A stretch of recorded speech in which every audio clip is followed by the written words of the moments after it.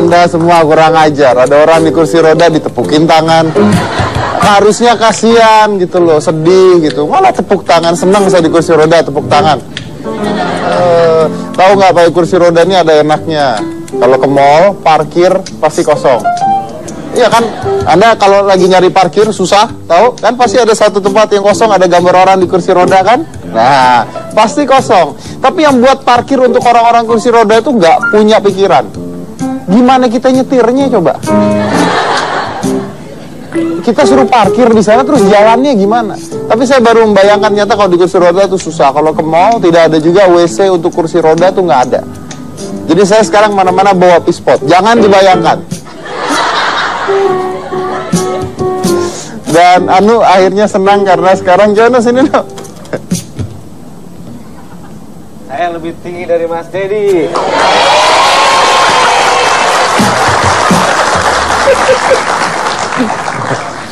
Saya tuh sebenarnya sudah putus harapan untuk bisa berdiri lagi. Tapi untuk Anu dan saya dihina Anu, saya tiap hari belajar berdiri supaya nggak dihina sama kamu doang. Pokoknya satu saat saya berdiri, nanti segera berdiri, kamu saya hina-hina tiap hari. Oke, saya akan mengundang, ini langsung saja kita mau bicara tentang orang-orang hebat di kala banjir. Tapi bintang tamu saya ini tidak ada hubungannya dengan orang-orang tersebut. Saya undang karena dia cantik aja. Udah gitu doang. Ini adalah Yuni Shara.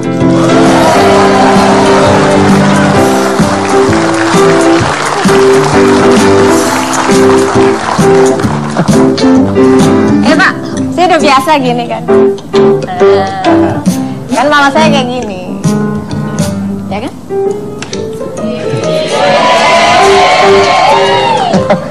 Aduh, kamu kenapa sih pakai gini? Bukan. Din, sini. Coba. Sini, aku nggak tahu nih. Sini. Ini yang biasa dorongin kursi roda gue dia nih. Ini yang biasa dorongin kursi. Muka lu kenapa nggak kayak dia? Nggak, kalau kayak kita pasti seneng gitu orang. Dia mah enak, cakep dilihatnya, nengok, indah. Lihat lu kan seneng gua. Kenapa deh? Kasih surat penghentian kerja mulai nanti. Yuni Shara. Thank you. Belum biasa ya? Enggak, belum biasa. Saya udah biasa, saya udah bisa jungkir balik pakai kursi roda tuh. Jangan kesenengan lah, jangan kesenengan, biar nggak lama-lama di situ. Baik, alhamdulillah. Baik, oke. Tepuk tangan buat Yuni Shara. Kita mau bicara tentang, jadi gini ya. Kita tuh mau bicara tentang banjir. Duduk. Enggak, aku mau nanya kamu dulu. Oh iya, kenapa? Mau nanya apa? Kamu kenapa? Kenapa apa? Enggak sakit apa? Jadi gini, waktu saya ke mall tuh ada kursi roda lagi sale. Terus? Kalau saya nggak beli, kesannya nggak enak karena saya suka barang sale, saya beli. Kalau saya beli nggak saya pakai, nggak enak juga saya pakai. Ini gaya doang sebenarnya. Gila ya kamu. Kita walaupun sakit kita tetap sombong. Kenapa nggak milih stroller gitu, milih yang ini? Nggak, memang lagi sakit. Iya, sakit apa? Aku pengen tahu. Kalau istilah kedokterannya HNP. Jadi sarafnya kejepit, jadi dari kaki sampai ke atas ini saya kalau nggak bisa gerak gitu. Tapi saya udah mulai belajar berdiri, udah mulai belajar jalan. Cuman kalau jalan sakitnya luar biasa dan lebih enak ada yang dorongin. Kamu tahu nggak? Nggak. Aku udah 3 bulan ini, gue kasih tahu 3 bulan ankle saya sakit nih. Oh, tapi ya? ini aku kesini pakai heels. Ini lumayan karena terapi dan saraf kejepit harus terapi. Iya, You have to go there. benar sih. Sasana harus ada. Menerapi, nanti temenin saya terapi ya. Kamu ngajak saya kemana aja saya nurut lah pokoknya. Silakan, Yuni Shara. Thank you. Kita mau bahas sesuatu nih, kan kalau misalnya Yuni kan katanya pada saat banjir juga membantu orang buka posko dan sebagainya, betul ya? Ya kan? Nah, pertama yang saya mau tanya, kalau Anda bantu orang pada saat banjir buka posko itu ada sponsornya nggak? Sponsornya dari kantong sendiri. Kan biasanya kan disponsori oleh apa gitu. Terus biasanya kalau artis-artis melakukan gitu ada juga yang butuh media gitu, undang-undang wartawan. Nyumbang nasi kotak doang undang wartawan gitu biasanya. Makanya pertama apa namanya, hidup kan boleh memilih. Betul. Jadi yang kamu sebut tadi misalnya ada artis yang begini-begini, itu pilihan mereka masing-masing. Tapi kalau ditanya sponsornya siapa, sponsornya yang pertama adalah Tuhan. Kemudian dia lewatin kantong saya. Kemudian selanjutnya saya bereaksi cepat mungkin. Karena kalau saya nunggu yang lain mungkin nggak akan kejadian, terlalu Betul. lama. Kalau nunggu- Dan itu saya lakukan sudah sejak dari 2006 saya turun ke banjir itu setiap tahun. Tiap tahun. Setiap tahun. Ngapain turun ke banjirnya, ngapain? Bagi makanan yang mereka cepet, maksudnya nggak ngerepotin mereka gitu. Kalau kita bawa nasi bungkus, mereka langsung makan.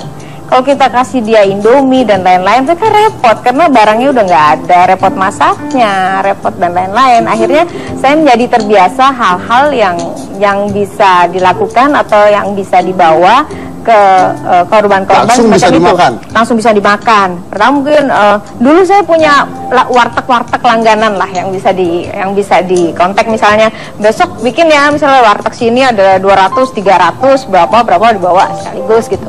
Kalau sekarang yang kemarin itu kebetulan salah satu yang bantuin saya, dia bisa menyiapkan masak sekaligus 1000 gitu.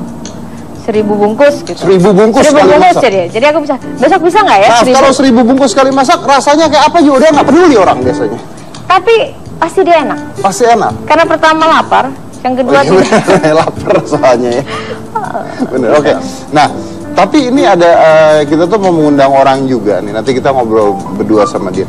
Jadi kalau orang itu kan hidup, kalau memberi itu tidak pernah akan kekurangan. Jadi kita tuh tidak akan pernah kekurangan kalau kita bisa memberi. Kenapa?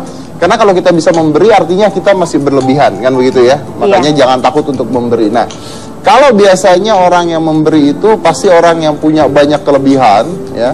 Tapi gimana kalau orang-orang yang sebenarnya tidak punya kelebihan tapi memberi? Nah, ini menarik sekali. Karena ada orang yang namanya Pak Soleh. Pak Soleh ini adalah penjual bubur keliling. Penjual bubur keliling, ya. Dan kayaknya tukang bubur ini belum naik haji. Oke.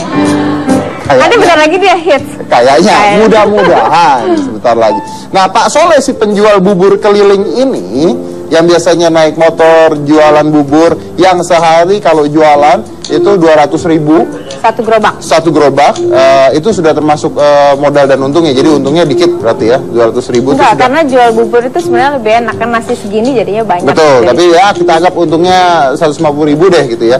Pada saat banjir, dia berpikiran gimana kalau dia memberikan buburnya secara cuma-cuma. Dan akhirnya setiap harinya dia keluar sampai 800.000 untuk memberikan buburnya gratis. Berarti buat 4 korban gerobak banjir. dia keluarkan satu Betul. hari. Gratis untuk korban banjir. Itu nanti dari Tuhan dapat 700 kali 4 gerobak itu. 4 gerobak tersebut ya. Nah, kita undang, ini adalah Pak Soleh.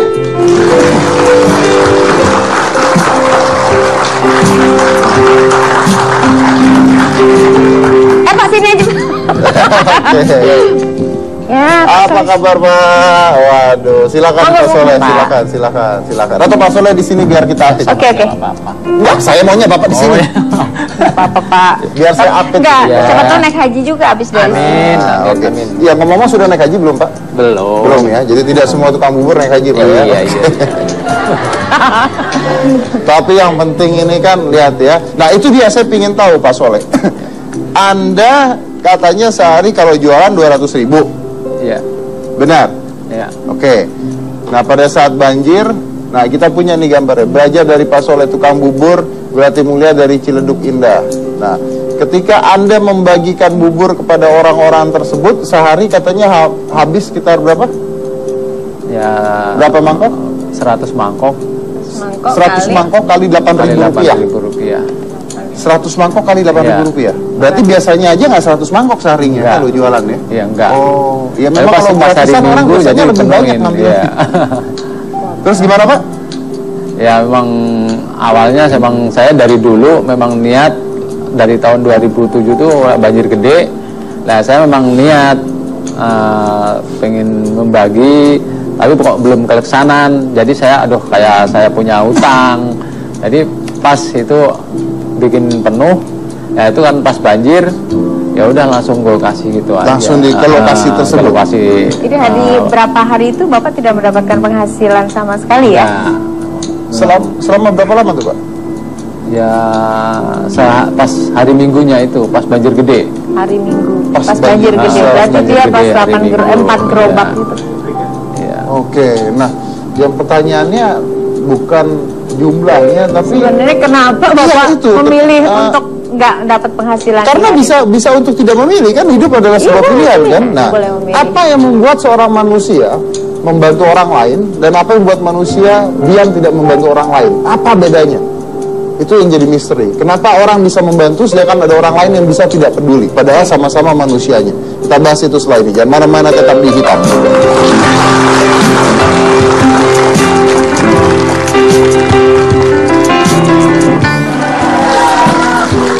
Ada sebuah teori yang mengatakan bahwa tidak ada orang membantu tanpa pamrih. Jadi begini, kalau misalnya Anda melihat tukang minta-minta tua renta di jalan, lalu Anda kasihan, Anda bantu, Anda kasih uang orang tersebut, artinya Anda ikhlas atau tidak kira-kira? Ikhlas? Apa? Ikhlas? Oke. Kalau seandainya si orang tua tersebut yang kasihan, renta, jalan susah, Anda lihat, terus Anda mau ngasih, tapi dipanggil sama teman Anda, akhirnya Anda harus jalan dan tidak ngasih. Kepikiran tidak? Artinya ketika Anda memberikan orang tua tersebut, supaya Anda tidak kepikiran. Nah, jadi teorinya, sebenarnya kalau kita membantu orang itu, kita membahagiakan diri kita sendiri. Betul. Jadi kebahagiaan yang paling sebenarnya klimaksnya kebahagiaan adalah saat kita membantu orang lain dan kita melihat dia bahagia. Itu sebenarnya yang paling top. Itu yang paling menyenangkan kan adalah di situnya ya. Nah, tapi yang jadi masalah Yun, bahwa ada tipe-tipe orang yang melihat sesuatu dan dia peka, ada tipe-tipe orang yang melihat sesuatu dan dia tidak peka. Iya. Nah, itu dinaungi oleh banyak masalah pendidikan, masalah sosial ekonomi dan sebagainya. Ya kan, banyak orang bilang kalau udah susah ngapain bantu orang, bantu diri sendiri aja susah gitu kan ya. Nah, saya mau tanya nih dengan Pak Soleh, Anda ngapain bantu orang? Anda kan kalau nggak bantu, Anda jual dapat duit, Anda keluar 100 mangkok dalam sehari. Itu rugi Pak, hitungan matematikanya masalah Anda. Ya namanya orang kalau udah ini kan udah janji, gimana sih kalau udah janji, kalau sama aja punya utang gitu. Kepikiran tadi. Kepikiran tadi. Iya. Jadi kepikiran ya Pak ya? Iya. Nah itu janji sama siapa? Ya janji kita diri sendiri. Janji pada diri sendiri. Wah, itu paling sulit, janji pada diri sendiri, karena nggak ada lagi kalau janji pada diri sendiri tuh. Ya takutnya ya awal akhirnya kalau udah ninggal, kalau udah janji kan harus ditepatin, soalnya udah janji sendiri. Kecuali janji cuma ngucap nggak yakin, itu ya belum tentu ditepatin. Soalnya udah janji sendiri, kalau belum ditepatin saya masih takut. Jadi itu pas kemarin banjir ya udah langsung untuk akhirnya hati saya sendiri udah agak lega. Udah nggak kayak nggak punya. Kayaknya enak banget saya tadi. Enak banget tuh. Tapi Dad, emang ada kalau kita bicara masalah kayak seperti ini ya, kalau dihitung-hitung secara matematika, secara logika, uang itu datangnya mungkin ada teori yang menggunakan matematika, tapi kalau teori sedekah lain lagi nih. Jadi tidak bisa digunakan dengan akal sehat, tapi rezeki itu akan berlipat-lipat gitu. Jadi saya merasa, Anda percaya itu? Saya sangat percaya itu. Kalau jadi orang makanya saya jadinya saya ngerasa kok saya cukup ya. Kadang saya ngitung-ngitung karena kebutuhan saya yang banyak gitu loh. Tapi saya masih bisa melakukan ini dan itu saya rasa cuma saya sadarin mungkin teori sedekah yang itu yang bisa membantu saya terus berlangsung hidup dan masih bisa membantu orang lain. Oke, jadi Yuni percaya hal itu ya? Sangat percaya. Oke. Itu teori otak kanan. Teori otak kanan. Oke. Nah, Anda sendiri dari tahun 2007 katanya punya janji pada diri sendiri kalau nanti banjir Anda mau ngasih bubur gratis gitu ya. Dari tahun 2007. Kok Anda tahu sampai sekarang masih jualan bubur? Ya memang udah penghasilannya di situ, mau kerja udah nggak bisa. Itu sebenarnya masalah bubur, kok tahu Anda ngasih hidup tuh. Oh gitu ya. Mungkin. Nah, terus gini, pada saat Anda sudah membantu dengan memberikan bubur yang 100 mangkok tersebut ya, sehari itu 100 mangkok, Anda nyesel nggak Pak? Enggak. Nggak nyesel? Malah lega. Lega? Iya. Kenapa leganya? Karena udah janji, udah nggak pikiran lagi. Oke. Tapi Anda nggak begitu pulang, tahu gue jual nih tadi nih buburnya gitu? Enggak. nggak ada pikiran. Ada dampaknya gitu. nggak Pak setelah itu? Nggak ada. Nggak dampaknya setelah itu, selain Nggak. kelegaan hati. Oh ya langsung ya udah, memang udah kadung janji, udah enak. Awalnya tuh adem, sebenarnya nggak terlalu kayak panas kalau belum ditepatin gitu. Sini ngebul terus. Pikiran terus. Oke. Takut kalau udah kadung janji nggak ditepatin, aduh kapan, takutnya ntar nggak banjir lagi. Saya udah kadung janji, waduh ini mau siapa? Kalau gitu lebih baik loh. Kalau Anda nggak nepatin, nanti nggak banjir lagi. Lebih baik Anda nggak nepatin kalau nggak banjir lagi. Iya. Jadi nggak bisa ngasih, itu janjinya udah nggak ada. Loh, jadi Anda nyobain banjir dong kalau gitu. Mudah-mudahan tahun depan banjir. Gitu, biar bisa Sebenarnya mungkin ke Bapak ini, mumpung saya masih hidup, belum tentu tahun depan saya akan bisa berbuat seperti ini lagi. Saya pengen tepatin janji saya sekarang gitu mungkin ya. Ya, betul. Dan ini adalah janji seorang tukang bubur yang belum naik haji.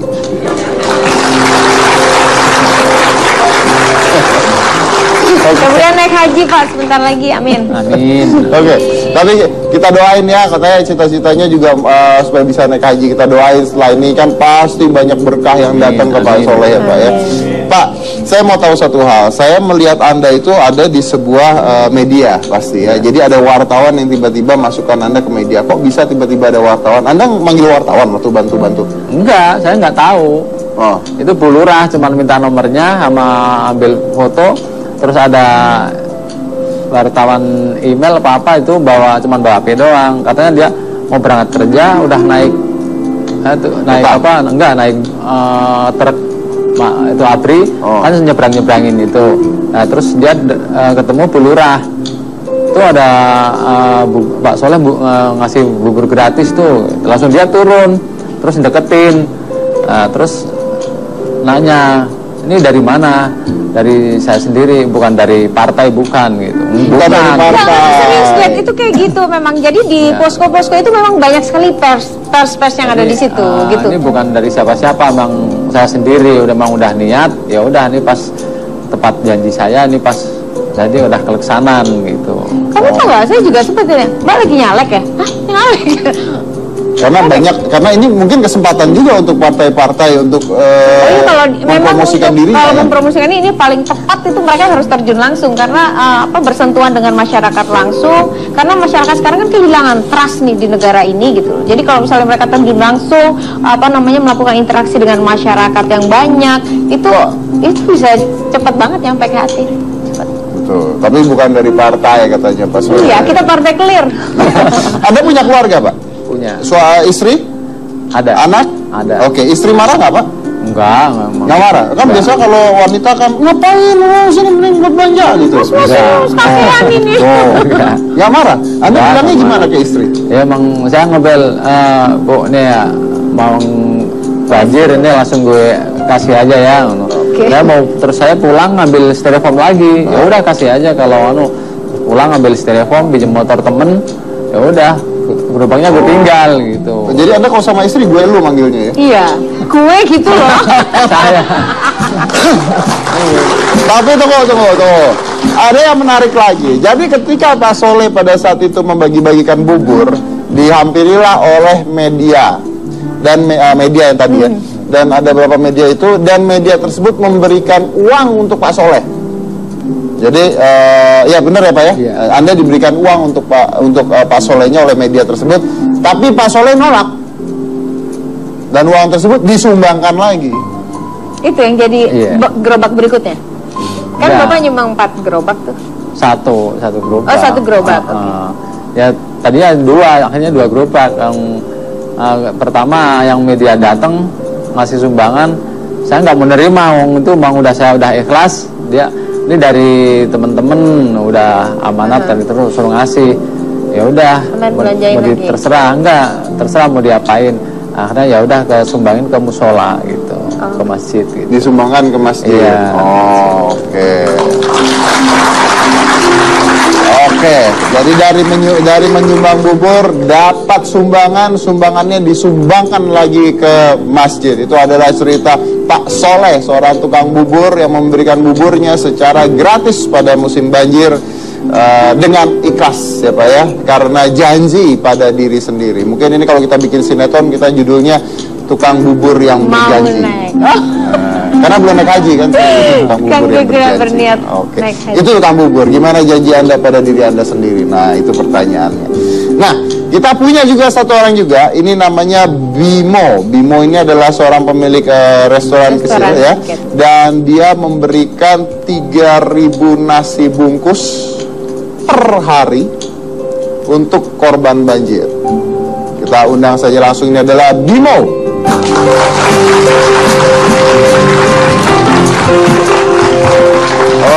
Mas Bimo. Halo Mas. Silakan duduk. Saya paling manis di sini. Iya. Jadi Bimo restoran dia. Di mana restoran? Daerah mana? Di Tambun, Bekasi. Di Tambun, Bekasi. Dan Anda memberikan katanya 3.000 nasi bungkus per hari. Iya, selama 6 hari. Selama 6 hari. Wah, jadi 18.000 nasi bungkus. Hampir 20.000 lebih. Hampir 20.000 nasi bungkus. 20.000. Isinya apa itu? Nasi Isinya, doang dibungkus atau gimana? Kan nasi bungkus. Karena pada saat itu kan banjir kan di mana-mana. Jadi saya itu hitungnya kuantiti, gimana caranya bisa bungkus cepat dalam jumlah besar. Jadi saya pakainya, jadi saya berpikir pada saat itu saya panggil kokinya gimana caranya kita bikin nasi bungkus banyak tapi cepat. Saya langsung pesan nasi, pada saat itu pesan telur 500 kilo pada saat itu. Karena telur kan banyak tuh, 1 kilo isi 15 kali aja ya. Jadi saya pakai telur di balado, macam-macam, terus telur di kecap, sama nasi Anda semuanya. bikin saya lapar nih. Resepnya sama menunya karena saya bikin gitu. Jadi itu menu-menunya ya? Iya. Oke.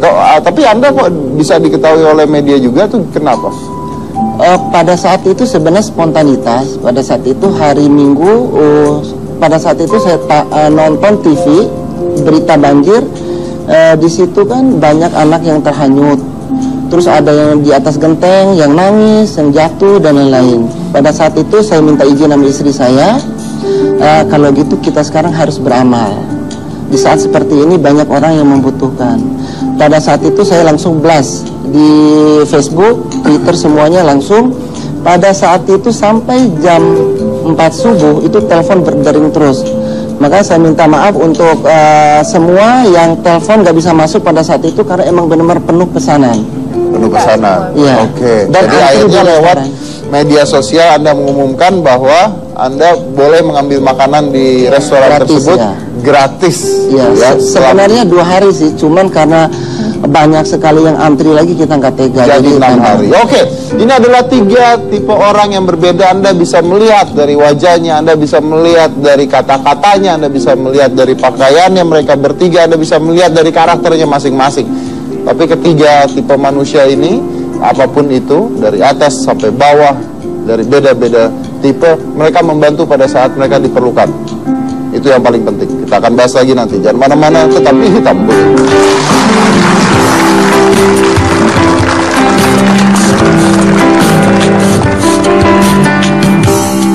Ini kalau saya balik sedikit ke Pak Soleh sebentar ya. Jadi ternyata saya sempat ngobrol nih barusan. Jadi ternyata pada saat kejadian tersebut waktu dia bagi-bagi bubur itu ada juga bos-bos dari perusahaan-perusahaan terkenal lah ya. Kita nggak usah sebut namanya Pak ya. Yang datang memberikan amplop berupa uang gitu. Dan amplopnya nggak dibuka, disumbangin lagi sama dia. Kenapa kagak dibuka amplopnya? Nggak enak kalau banyak dikitnya saya nggak mau tahu. Pokoknya nih orang ibunya bilang ya udah terserah mau buat apa lagi, ntar kalau anu juga bikinin lagi juga nggak apa-apa buat bikin bubur lagi. Tapi lihat pas bubur masih ada, ya udah kesempatan pas ada orang kerja bakti di masjid, bapak-bapak sama ibu-ibu, ada Pak Camat juga, ya udah suruh pada makan sekalian. Itu kalau misalnya amplopnya dibuka, uangnya 10 juta, kan bisa beli motor lagi. Saya nggak tergiur uang sebesar itu, uang udah lihat dia aman. Oke, luar biasa. Nah, Bimo. Nah, ini kalau kita lihat nih, makanya nih saya pasti yang di rumah nih bertanya-tanya. Anda kan perlente sekali nih ya, keren, dandanan keren. Anda nih bagi-bagi makanan di restoran, jangan-jangan nih Anda punya hidden agenda. Anda jangan-jangan pengen nyalek atau pengen nyolok. Iya kan, siapa tahu mau.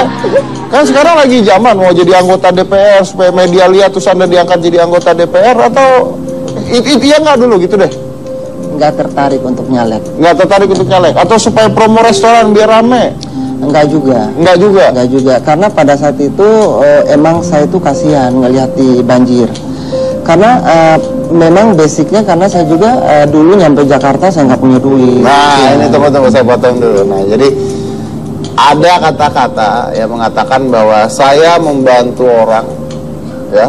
Jadi kalau saya nggak lagi ngebantu orang gitu, otak saya cuma sederhana. Kalau saya lagi memberikan orang dan sebagainya, saya bantu orang tuh bukan karena saya kaya, enggak. Karena saya pernah ngerasain susah. Tuh. Betul.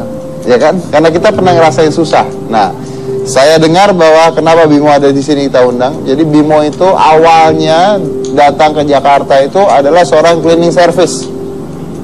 Susah sekali hidupnya. Coba diceritakan. Orang Indonesia suka cerita orang susah. Ayo, silakan. Ya, terima kasih. Saya sebenarnya banyak orang nggak tahu. Saya kok bisa beli restoran semewah ini 18 miliar gitu kan asetnya ya. Anda nggak sombong sekali apa disebutin? Saya cerita kenapa. Saya hanya menginspirasi semua teman-teman di seluruh Indonesia. Semuanya bisa. Saya cleaning service bisa. Kenapa teman-teman nggak bisa? Karena saya kuat dulu tuh kepingin banget tuh kaya. Dan mimpi saya itu tinggi.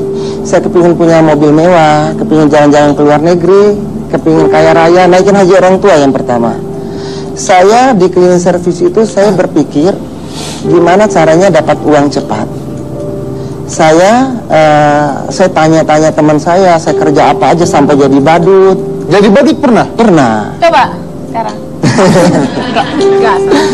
Jadi badut apa ulang tahun anak-anak? Jadi badut ulang tahun karena emang saya mimpinya itu kepingin naikin haji orang tua. Tapi itu tidak bisa karena pada saat itu saya sambil kuliah. Gimana caranya bisa dapat uang cepat? Saya menemukan pada saat itu di Matahari saya melihat ada pameran AIA Finansial, asuransi AIA. Saya bertanya ke teman saya itu, kok kalian tuh ganti handphone setiap hari, kenapa? Oh, duitnya banyak ya. Saya tuh kepingin seperti itu. Pada saat itu teman saya dari AIA itu bilang kalau mau ya kerja di sini, mau kaya cepat di sini. Oh masa sih? Bisa 2 bulan bisa? Bisa katanya.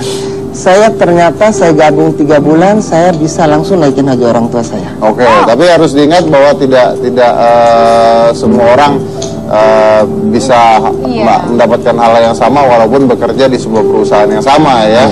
Nah, itu jelas tetap saja diingat bahwa tergantung dari bagaimana Anda kerjanya. Anda bisa bekerja di mana saja karena memang benar gitu. Saya juga punya teman saya ini bekerja di sebuah perusahaan.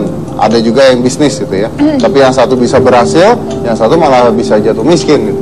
Nah, ini tergantung dari seberapa niatnya kan. Nah, kalau Anda mungkin saya tahu kenapa Anda niat sekali untuk bekerja sampai bisa sukses itu apa yang buat Anda, dorongan apa yang buat Anda bekerja sampai sukses? Dorongan pertama seperti tadi saya kepingin membantu sesama. Ya, karena menurut saya itu harta adalah titipan. Seperti Pak Dedi tadi bilang, itu atas dasar apa? Bahkan teman saya, Bimo mau caleg ya katanya, benar. Dia nanya seperti itu, tapi saya bilang enggak, cuma berbagi kok. Dan harta kan hanya titipan. Kalau saya mati besok, saya hanya cuma bawa kain kafan. Jadi saya berpikir di situ harta ini titipan semua, gitu.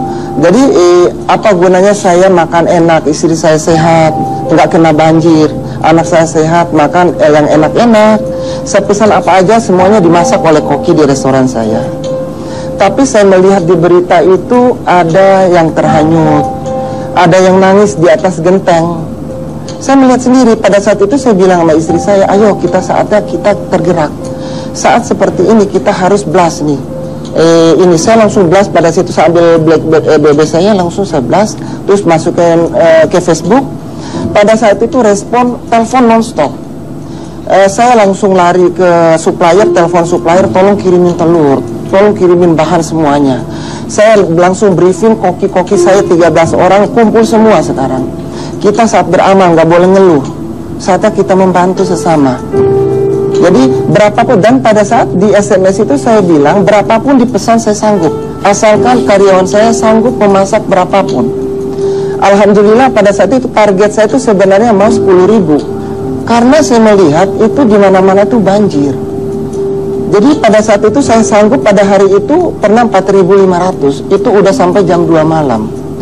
Karyawan saya, koki saya lemas, aduh Pak Bimo saya tuh lemas banget. Saya langsung kasih lagi uang rokok, ayo lah, harus semangat, biar kita berkah, saya bilang seperti itu. Jadi pada saat itu, saya langsung kasih tahu ke supervisor juga, kalau hari ini ada pesanan nasi bungkus, tolong stop dulu. Jangan. Kita yang penting orang-orang yang butuh dulu kita yang membutuhkan dulu. Oke, itu adalah menarik ya. Kenapa? Menarik sekali. Sebenarnya mungkin pertamanya kalau misalnya ditanya tadi apa yang mendorong, mungkin dia nggak mau miskin lagi gitu. Yang pertama mungkin itu ya Pak Bimo. Nggak pengen susah lagi kan. Sampai itu saya lihat itu teori The Secret loh. Apa yang sudah dibayangkan bisa terjadi. Jadi untuk ini kalian masih muda di sini, jangan takut bermimpi karena apa yang ada di benak kita, kalau kita pikirkan terus menerus, insya Allah kabul. Itu saya sudah juga merasakan hal itu. Jadi positive thinking kalau ingin mendapatkan hal yang positif. Iya, karena energi baik akan ngikutin kita kalau kita berpikir positif terus. Kita lanjut lagi nanti, jangan mana-mana, tetap di Hitam.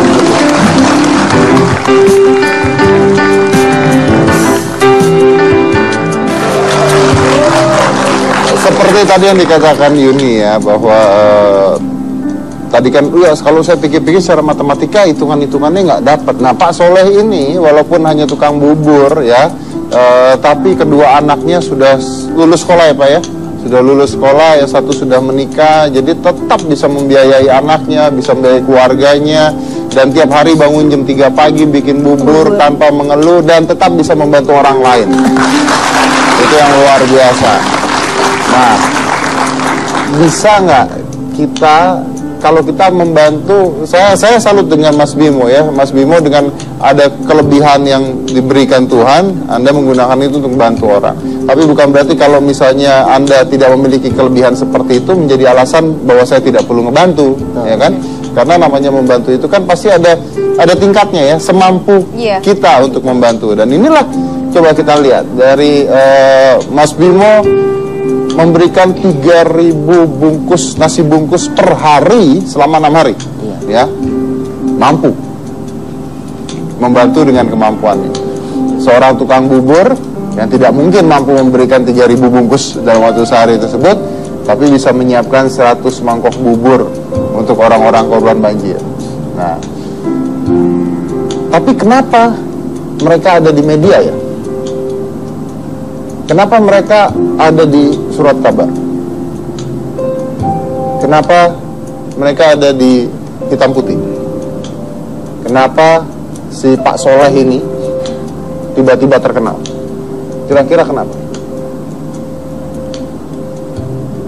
Karena waktunya dia di sini. Iya, tapi bukan itu. Target saya bukan itu. Karena nggak banyak orang begini. Karena nggak banyak. Coba, kalau Anda semua yang nonton ini semuanya bantu ngasih makanan loh, nggak ada yang masuk koran. Bingung kan? Ini semua orang bantu masukin siapa ke koran gitu kan? Tapi ini adalah contoh karena tidak banyak. Tidak banyak, dan mudah-mudahan ini bisa menjadi contoh, ya kan, bisa menjadi contoh. Mudah-mudahan lain kali lebih banyak lagi, lebih peka lagi, lebih peka lagi, dan lebih peka lagi. Nah, Mas Bimo, mungkin dari Mas Bimo nih, saya mau nanya singkat aja, kunci sukses itu apa sih? Ya, kunci sukses ya emang kita harus kerja pintar, kerja cerdas, ya. Jadi nggak ada, jadi semua sebenarnya bisa sukses asalkan kita mau, ya. Bermimpilah setinggi-tingginya, mumpung mimpi itu gratis. Itu. Oke. Bermimpilah setinggi-tingginya, mumpung mimpi itu gratis. Oke. Kalau saya tanya Pak Soleh nih Pak, mungkin banyak kan orang-orang yang nggak peduli Pak ya. Nah Anda sebagai tukang bubur bisa peduli. Nih Anda ditonton oleh jutaan masyarakat Indonesia nih Pak. Ada yang mau disampaikan nggak ke mereka nih Pak? Nah coba Anda dengarkan. Belum pernah kan Anda diajarin tukang bubur? Dengerin baik-baik. Belum. Nah, apa yang mau disampaikan? Kenapa Anda begitu? Bagaimana harusnya? Ya namanya semua orang kaya tuh belum tentu. Kadang-kadang ada orang kaya bilang saya nggak kaya. Ada yang orang itu bukan punya saya, karena saya belum amal. Kalau dia udah amal, berarti yang kayanya tuh yang dibuat amalin tuh yang udah dikayain gitu, yang punya hak dia. Kalau yang masih itu masih titipan gitu. Oke. Ya, kalau yang udah diamalin tuh yang buat pada suatu saat meninggal, itu yang punya hak di sananya ketemu gitu. Betul. Dan Iya. Anda sendiri kenapa tadi sekali lagi kenapa Anda niat untuk membantu selain janji? Ya namanya saya dulu juga udah orang susah, dari awalnya dulu tukang beca, ya terus sekarang udah pengen usaha jualan bubur. Ya ini alhamdulillah udah terus nikah, punya anak, bisa biayain sekolah. Ya alhamdulillah. Ya masih ngontrak, alhamdulillah. Ya emang ya niatnya begitu aja lah. Terus udah mudah-mudahan bisa nyari gubuk yang buat per hari-hari. Permanen ya Pak. Permanen. Nah, cita-citanya apa, Pak? Cita-citanya Anda masih punya cita-cita nggak ke depan? Misalnya Anda ingin punya restoran bubur gratis. Nggak ada restoran bubur gratis. Ya citanya hanya bisa beli rumah dulu, lantar kemudian hari ya mudah-mudahan bisa umroh gitu aja. Nggak pingin naik haji? Ya umroh aja dulu. Oh, umroh dulu. Oke. Bisa naik haji di mata. Oke.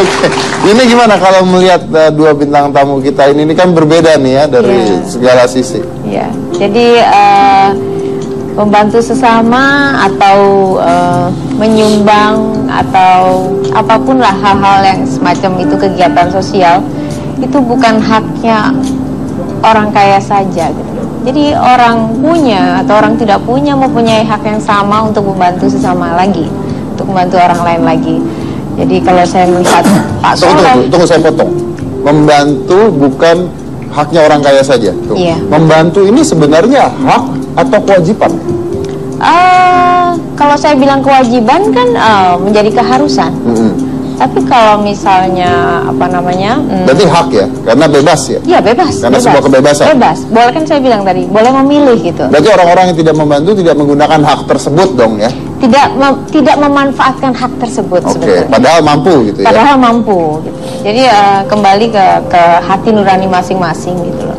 Buat saya sih untuk Pak Soleh, untuk Mas Bimo itu adalah karena diberi keluasan hati sebenarnya, keluasan hati untuk memberikan, mungkin dia yakini bahwa yang diperoleh itu bukan miliknya semua, ada hak orang lain yang memang harus disampaikan melalui tangan mereka gitu. Saya rasa itu saja gitu. Jadi selagi kita mampu, sebenarnya tidak ada ukuran besar dan kecilnya. Tapi kan begini, mungkin banyak orang nonton ini merasa terinspirasi gitu. Tapi at the end of the day, pada hari terakhirnya kalau misalnya ada uang 1 juta gitu ya, terus ngeliat ada orang yang susah makan di jalan gitu ya, kadang-kadang orang juga mikir, wah iya kemarin saya dengerin si tukang bubur harus bantu orang nih. Terus begitu ngeliat orang di jalan susah makan, uangnya ada 1 juta. Tapi kan gue mau beli handphone nih. Ya nggak apa-apa beli handphone. Hitungannya gini kadang-kadang ya, mau bantu, tapi dia bisa beli ngerokok 1 hari mungkin dia habis 2 bungkus atau 3 bungkus gitu loh. Dia mulai coba 1 bungkus aku kurangin dulu ya, untuk bantu yang lain. Itu udah awal yang baik. Jadi ukurannya bukan seberapa besar dia membantu, tapi kerelaan untuk membantu orang tersebut. Seberapapun itu ya. Seberapapun itu, karena ukurannya kita nggak bisa ngukur. Cuman Tuhan yang menurut kita betul. Kalau dia bilang oh belum betul, kita mau bilang apa? Kadang-kadang hal yang mungkin kita rasakan biasa-biasa saja, ya Tuhan bilang oh kamu luar biasa ya pada saat ini. Kecil tapi berarti ya. Kecil, small thing but big difference. Ya, tidak akan besar kalau kita mulai dari tidak kecil. ada besar kalau tidak dimulai dari hal kecil. Luar biasa. Inilah ketiga bintang tamu kita pada malam hari ini yang mungkin bisa memberikan contoh pada hidup kita ya. Saya yakin sekali bahwa penonton saya adalah orang-orang yang memiliki pikiran yang terbuka, yang bisa melihat apa yang baik, apa yang tidak. Dan malam hari ini adalah sebuah contoh ketika seseorang diciptakan di bumi ini sebenarnya untuk membantu orang lain. Apa sih tujuannya kita diciptakan? Banyak orang bertanya, apa sih tujuannya kita diciptakan? Ya kita diciptakan sebenarnya untuk bersama-sama dengan orang lain tersebut, ya kan? Memang tetap harus berhati-hati dalam melakukan segala tindakan, tapi ini adalah contoh-contoh dari yang kecil hingga yang besar. Yang penting niat dan dilakukan niat tersebut. Nah, Mulai besok Hitam Putih saya akan membuka buat penonton di rumah untuk memberikan kata-kata bijak Anda yang kirimkan ke Twitter kami, yang kita akan pakai kata bijak tersebut dengan nama Anda di sana juga.